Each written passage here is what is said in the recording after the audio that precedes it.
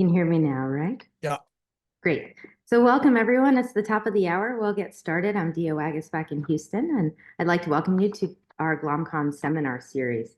Today, our talk is titled The Ethics of Xenotransplantation in the Era of Artificial Intelligence and Quantum Algorithms. And we're very excited to welcome our speaker, Dr. Kim Solez. I'm very pleased to be talking with you about this again. I spoke previously January 8th, 2023. And so a lot has happened between now and then. Between then and now. And so I thought I'd bring you up to date.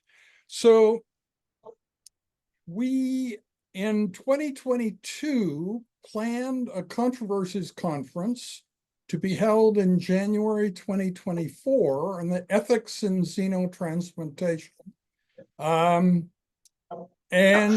there were two whole COP meetings, the Transplant Regenerative Medicine COP that planned this initially. We now spent the last 10, 11 months writing the white paper for that. And this is the way that white paper first page, the author page looks.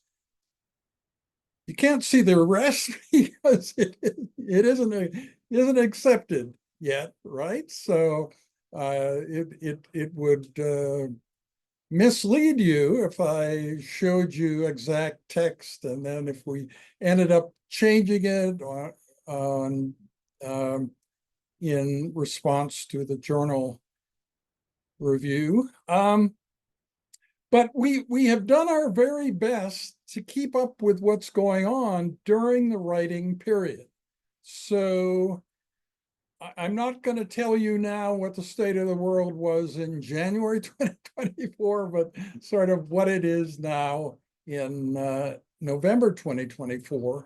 And the paper also reflects that in that we have added things that were significant events. Our basic conclusion is that xenotransplantation is the first step toward ending the organ shortage, but is not the final destination. The final destination is regenerative medicine, stem cell generated organs, and maybe bioartificial organs. But we can't get there quite yet. We need AI and probably quantum to lead us there. But those aspects of science are moving very quickly. So we think that we will be able to do that transition from pig to human transplants to regenerative medicine organ creation. Probably history comes from a medical student working with me, Haba Mahal, and this is an abstract probably many of you saw at the Paris Banff meeting this past September. And right in the middle here, dual system for change tracking oral tradition amongst younger participants. Now, if you're changing stuff, why can't you just rely on the leaders, the older people, to keep track of the changes? Well, because maybe the changes you're making make them look bad, and they don't have much incentive to keep those facts. Whereas you, as a young person, can maintain this knowledge base as you work to make things better. Yeah, this is a picture of that medical student, Haba Mahal. And here are some of the other people who have helped me. Many of you have heard of the course that I teach on technology and the future of medicine.